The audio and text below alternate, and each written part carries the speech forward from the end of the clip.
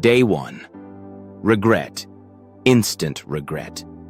My fridge was stocked with fruits, veggies, nuts, and things that looked like food but felt like punishment. No bread, no coffee, no cooked meals, just raw, uncooked, untouched by fire food. It sounded easy in theory. People say raw food is life-changing, detoxifying, it's pure. But nobody tells you about the immediate betrayal of your taste buds. Morning, a banana and some almonds, fine. Afternoon, a salad with avocado, tolerable. Dinner, zucchini noodles with raw tomato sauce. What have I done? I was already questioning every life decision that led me to this challenge. Day 2. The detox strikes back. They call it a detox. I call it an exorcism. Headache, fatigue, hunger that no amount of kale could fix. My body was throwing a tantrum, demanding bread, pasta, anything that wasn't just cold crunchiness.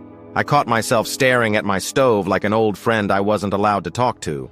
But then, something strange happened. Day 3, the shift begins. I woke up before my alarm. No grogginess, no caffeine withdrawal, just pure energy. My skin clearer. My mood lighter. My cravings still there, but weaker. Something was changing, and for the first time I wasn't mad about it.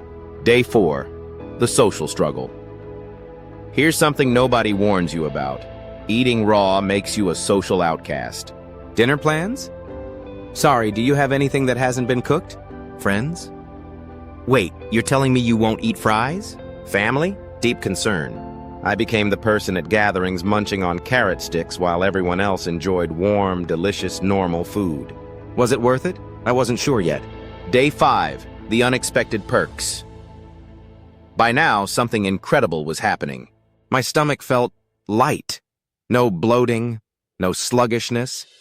My energy levels? Insane. I wasn't crashing in the afternoons. My focus was sharper. Even my sleep improved.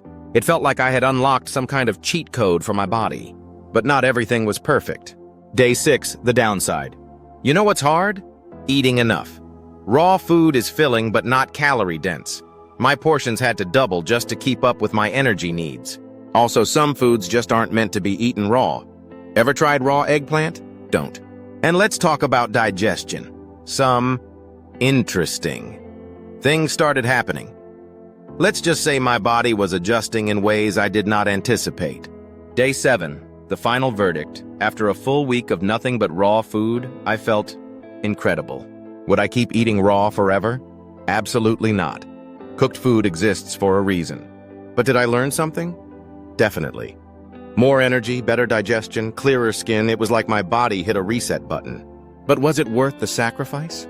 That depends on how much you love pizza.